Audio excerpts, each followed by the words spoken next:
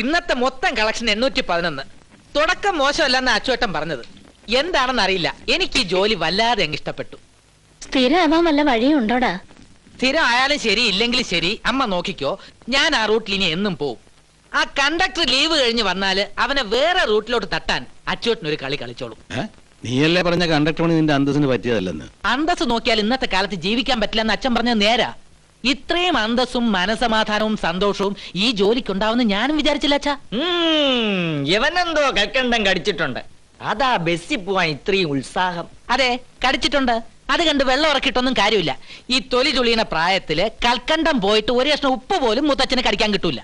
ആ അതെ, അച്ഛനായോണ്ട് പറയാണ്, മുത്തച്ഛനെ മര്യാദയ്ക്ക് വളർത്തണം, ഇല്ലെങ്കിൽ കാര്യങ്ങൾ വഷളാവും.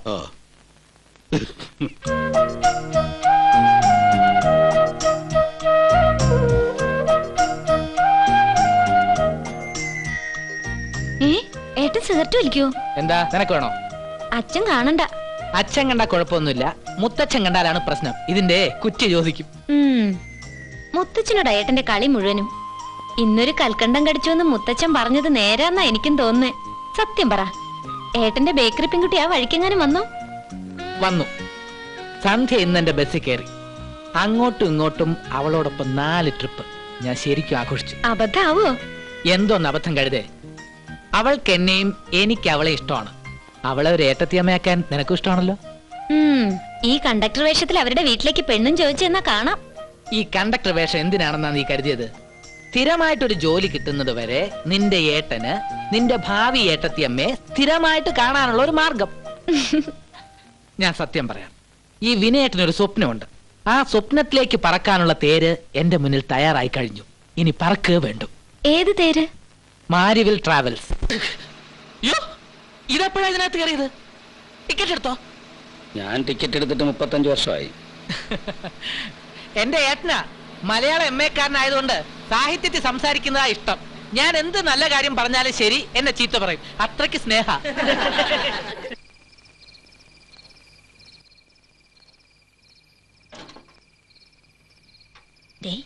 സുധാകരൻ തൂത്തുക്കുടിന്ന് വന്നിട്ടുണ്ട്. ഓ, വന്നോ? ഇനി എന്താ ഏതാന്നൊന്നും ചോദിച്ചാൽ അവനെ വിഷമിപ്പിക്കണ്ട. എന്താ ഒരു മുൻകൂർ ജാമ്യം? ഓ,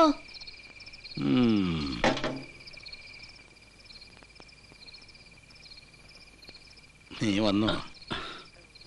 എന്നാലും ഇത് എന്തൊരു പോക്കാടാ സുധാകര നീ പോയത്. എടാ, ഈ തൂത്തുക്കുടി എന്ന് പറഞ്ഞ അന്റാർട്ടിക്കയിലൊന്നും അല്ലല്ലോ, ഒരു കത്തയച്ചൂടെ? അച്ഛാ, അത് 11 ഇല്ലന്റുമായിട്ടാണ് ഞാൻ ഇവിടുന്ന് പോയത്. പക്ഷെ എഴുതാൻ സമയം കിട്ടണ്ടേ? നിന്റെ തേക്ക് പരിപാടി എന്തായി? ഗുണം കിട്ടുവോ? ഈ നാടിന് തേക്കല്ല ആവശ്യം, പിന്നെ സത്യസന്ധത. ഇന്ന് നട്ട് 20 കൊല്ലം കഴിഞ്ഞ് മുളച്ചാലും കുഴപ്പമില്ല. സത്യസന്ധതയുടെ വിത്ത് ആരെങ്കിലും ഈ നാട്ടിൽ കുറച്ച് നട്ടേ പറ്റൂ. നീ സാഹിത്യം കളാ. പ്രോവിഡന്റ് ഫണ്ടിൽ നിന്ന് 3000 രൂപ കടമെടുത്താ നിന്നെ തൂത്തുക്കുടിയിൽ അയച്ചത്. സകല ചെലവും കഴിഞ്ഞ് ആദ്യത്തെ ശമ്പളം തന്നെ 2000 കവിയുന്നല്ലേ നീ പറഞ്ഞേ? നിന്റെ 2000 കവിഞ്ഞില്ലേ? അച്ഛാ, അതൊക്കെ ബ്രോഷറിലടിച്ച് ആൾക്കാരെ പറ്റിക്കല്ലേ. പറയുന്ന വാക്കും ചെയ്യുന്ന പ്രവൃത്തിയും തമ്മിൽ ബന്ധമില്ല വന്നാല് കഷ്ടമല്ലേ? അച്ഛാ, ഒരൊറ്റ മാസം കൊണ്ട് 7500 യൂണിറ്റ് വിൽക്കാനാണ് ഞാൻ പ്ലാൻ ഇട്ടത്. ടാർജറ്റിലെത്താൻ 2500ന്റെ കുറവേ ഉള്ളൂ. തലപ്പത്തിരിക്കുന്ന ഈ ഷെയർ ഹോൾഡേഴ്സ് ആണ് ഈ കള്ളക്കളിച്ച് കൂട്ടു നിൽക്കുന്നത്. വിശ്വസിക്കാൻ കൊള്ളത്തില്ല ഒറ്റ ഒരെണ്ണത്തിന്. അപ്പൊ 3000 പോയോ? ഇല്ല, 1700 തിരിച്ചു കിട്ടി. 1300 പോയി കിട്ടി. അതെ.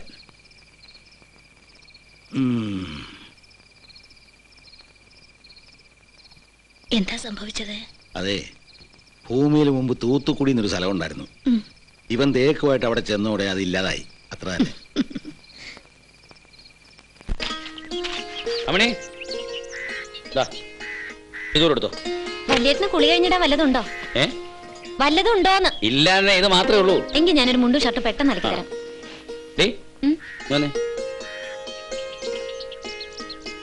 എന്തുവാടി ഈ കമ്മലിന്റെ മീത് വേറൊരു ഫിറ്റിങ്? ഏട്ടൻ ഈ ലോകത്തൊന്നും അല്ലേ ജീവിക്കുന്നേ? ഇപ്പൊ എല്ലാരും ഇങ്ങനെയാ. ഓ, നീ ടൈപ്പിന് ചേർന്നോ? ഏയ്, MA-കാർക്കും BCom-കാർക്കും ഒക്കെ ജോലി കിട്ടാതെ നടക്കുമ്പോഴാ ടൈപ്പ് റൈറ്റിംഗ് പഠിച്ചിട്ട് എനിക്ക്. എടി, ഈ പെൺപിള്ളേരെ ടൈപ്പ് പഠിക്കാൻ പോകുന്നത് എന്തിനാ? 10ാം ക്ലാസ് ജയിച്ചാലും തോറ്റാലും ഇനിയൊരുത്തിന്റെ പെടലേക്ക് കെട്ടിവെക്കുന്നത് പോയിരിക്കാൻ പറ്റിയ ഒരു സ്ഥലം. അതിനപ്പുറം നീ ഒന്നും മനസ്സിൽ അവനെ കാണണ്ട. എനിക്ക് ഇവിടെ ഉള്ള സ്ഥലമൊക്കെ മതി. ഓ, ഇതെന്തിനാ ഈ പേഴ്സ്? അലക്കാനാ? ആ, അലക്കാലും വലിയ കുഴപ്പമൊന്നുമില്ല. ആ പടം 5 10 കാണൂ. 5 10 മാത്രമല്ല, ഇതിന്റെ അകത്തൊരു മുഖവും കാണുന്നുണ്ട്. വല്യേട്ടൻ ഇപ്പോഴും ഈ ഫോട്ടോ ഇനി ഇവിടെ ആരെങ്കിലും കണ്ടിട്ടിനി സത്യം പറ, ഈ ചേച്ചി ഇപ്പൊ എവിടെയാ? ഏത് ചേച്ചി? സീതാലക്ഷ്മി ചേച്ചി. എടി, ഈ കുട്ടി കല്യാണം കഴിച്ച ഹൈദരാബാദിൽ പോയിട്ട് വർഷങ്ങൾ കുറെ ആയെന്ന. ഇത് കല്യാണത്തിന് മുമ്പ് നീ ഇങ്ങോട്ട് ഇതിങ്ങനെ ഇതിന്റെ ഉള്ളിൽ കിടക്കുന്നോണ്ടാ വല്യേട്ടൻ കല്യാണം കഴിക്കാത്ത. ഓ അങ്ങോട്ട് അകത്തേക്ക് കഴിക്കാൻ ഒരു വഴിയും കാണാതിരിക്കുമ്പോഴാ കല്യാണം. ഇത്തിരി വൈകി പോയി അച്ഛട്ടാ, ഞാൻ ഒപ്പിട്ടിട്ട് വേഗം വരാം. പോയിട്ട് കാര്യമില്ല. എന്താ? ലീവിൽ പോയ ഭരതൻ ഇന്ന് ഡ്യൂട്ടിക്ക് വന്നു. തന്റെ റൂട്ട് മുതലാളി മാറ്റി. അയ്യോ അപ്പൊ എന്റെ സന്ധ്യ? അതൊന്നും പറഞ്ഞിട്ട് കാര്യമില്ലടൂ. താൻ പോയ ബസ്സിലെ കണ്ടക്ടർ ഭരതൻ ഇന്ന് ലീവ് കഴിഞ്ഞു വന്നു. നീ തൽക്കാലം 33-18 പോ. അതിലെ കണ്ടക്ടർ ഇന്നും നാളെ ലീവാ.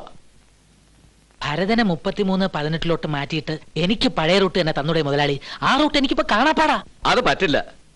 തനിക്ക് ഞാൻ പറയുന്ന റൂട്ടേ പോകാൻ പറ്റുമോ? പറ്റില്ല. ആ എന്നാ തനിക്കുള്ള പണിയില്ല, പോ.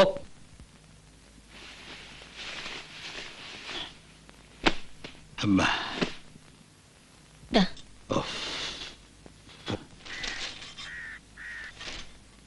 അമ്മണി, ആ മിക്സിംഗ് എടുത്തേ. ആ അല്ലമ്മേ, പെട്ടെന്ന് ഇങ്ങനൊരു പനി വന്ന് കയറാൻ എങ്ങനെയാ എനിക്ക് മനസ്സിലാകത്തത്. അത് മനസ്സിലാക്കാൻ മലയാളം എം എ വരെ പോണമെന്നില്ല. തൂത്തുക്കുടി നേട്ടം വെറും കൈയോടെ മടങ്ങി വന്നതാണ് അച്ഛന് പനിക്കാൻ കാരണം. എടാ, നാട്ടുകാരെ പറ്റിച്ച് കാശ് ഉണ്ടാക്കാൻ എനിക്ക് പണ്ടേ താല്പര്യമില്ല. ഇനിയിപ്പൊ അതുകൊണ്ടാണ് അച്ഛന് പനി വന്നതെങ്കിൽ ആ പനി ജന്മം മാറാനും പോകുന്നില്ല. എന്താ ഇന്ന് വരെ കിട്ടിക്കൊണ്ടിരുന്ന 4 കാശ് കളഞ്ഞു കുളിച്ചിട്ടല്ലേ നീ വന്ന് നിൽക്കുന്നേ? അതുകൊണ്ട് അച്ഛന് പനിച്ചൂടെ? അതൊരു തരം താണ പണിയാണമ്മേ. തോന്നുമ്പോ റൂട്ട് മാറ്റാൻ ഞാൻ എന്താ അയാളുടെ? ആ റൂട്ട് മാറുമ്പോ ഇവനും റൂട്ട് മാറ്റുമെന്ന് എനിക്കെന്നെ അറിയാമായിരുന്നു. അതുകൊണ്ട് എനിക്ക് വലിയ അത്ഭുതമൊന്നുമില്ല. സ്വല്പം നിലാവ് കാണുമ്പോ ഏത് കുറുക്കനും ഒന്ന് കൂവും. ആ റൂട്ടിൽ അല്പം നിലാവ് കിട്ടി അവനും ഒന്ന് കൂവി, അത്രേ ഉള്ളൂ. അച്ഛൻ എന്താ ഒരുമാതിരി മലയാള എം എക്കാരെ പോലെ സംസാരിക്കുന്നത്? പലത് മനസ്സിലുണ്ടേ തെളിച്ചു പറ. ഏട്ടൻ കണ്ണൂരിട്ടുണ്ടാ വലിയ പ്ലാനിങ്ങും കൊണ്ട് പോയതല്ലേ തേക്ക് ബിസിനസിന്? കണക്കൂട്ടുമ്പോ കടലാസിൽ ലാഭം ഇങ്ങനെ കുന്നുകൂടുകയായിരുന്നു. എന്നിട്ട് എന്തായി? എടാ, ഇപ്പൊ ഏത് ബിസിനസ്സും ആരംഭത്തിലെ അങ്ങനെ അങ്ങോട്ട് പച്ചപിടിക്കണമെന്നില്ല. എന്താ, ഞാനൊരു പരീക്ഷണ നിലയിലാണ് തേക്ക് കൃഷി ഏർപ്പെട്ടത് തന്നെ. അതെ, ഈ നാട്ടിലും കുറച്ചു പേർക്ക് തേക്ക് വിറ്റിരുന്നില്ലേ? അതുകൊണ്ട് എന്താ ഇപ്പം? ആ അടിയോടി ഇന്നലെയും വന്നിരുന്നു ചേട്ടനെ തിരക്കി. തേക്ക് വാങ്ങിയവർക്കൊക്കെ ഞാൻ സമ്മതപത്രം കൊടുത്തിട്ടുണ്ട്. 20 വർഷം കഴിഞ്ഞ് ചെന്നാൽ അവർക്കൊക്കെ തേക്കും കിട്ടും. 20 വർഷം കഴിഞ്ഞ് ചെന്നാൽ അവിടെ തേക്കിന്റെ ആത്മാവ് അലഞ്ഞു തിരിഞ്ഞ് നടക്കുന്നുണ്ടാവും. ഏട്ടനെ വിശ്വസിച്ച് പണം മുടക്കിയവർക്ക് അവിടെ ചെന്ന് തേക്കിന്റെ 16 അടിയന്തരവും നടത്തി മടങ്ങാം. അച്ഛൻ എന്നെ വിശ്വാസക്കുറവുണ്ടോ? ഉണ്ടേ പറ. വിശ്വാസ കുറവുണ്ടെങ്കിൽ തന്നെ അച്ഛൻ അത് മുഖത്ത് നോക്കി പറയില്ല. അതാ അച്ഛനെ എനിക്ക് വിശ്വാസമില്ലാത്തത്. എന്റെ മനസ്സിൽ പല പുതിയ പദ്ധതികളുണ്ട് അച്ഛാ. അയ്യോ, എന്താ, ചിലതൊക്കെ ഉറപ്പിച്ചിട്ട് തന്നെ ഞാൻ തൂത്തുക്കുടി ഇങ്ങോട്ട് പോന്നിരിക്കുന്നേ. അച്ഛാ, നമുക്കേ ഒരു വികലാങ്ങനെ കിട്ടാൻ വല്ല മാർഗമുണ്ടോ? എന്റെ കൈയും കാലും തല്ലി ഒഴിച്ചെന്നാ ഞാൻ വേണേ ഒരു വികലാങ്ങനാകാം. അങ്ങനെയാണെങ്കിൽ അതിലും നല്ലത് മുത്തച്ഛനാ. അച്ഛാ, ഞാൻ കാര്യമായിട്ടാ പറഞ്ഞത്. ഒരു വികലാങ്ങനുണ്ടെങ്കിൽ നമുക്കൊരു STD ബൂത്ത് തുടങ്ങാം. പേപ്പറുകളൊക്കെ ഞാൻ ശരിയാക്കിയിട്ടുണ്ട്. ഒരു STD ബൂത്ത് എന്ന് വെച്ചാൽ ഇപ്പൊ എന്താ കമ്മീഷൻ? വല്യേട്ടാ, നമ്മുടെ ഉണ്ണിവാസുവിനെ പിടിച്ചൂടെ? ഉണ്ണിവാസു ഒരു വികലാങ്ങനല്ലേ? പറഞ്ഞ പോലെ ഉണ്ണിവാസു വികലാങ്ങനാണല്ലോ.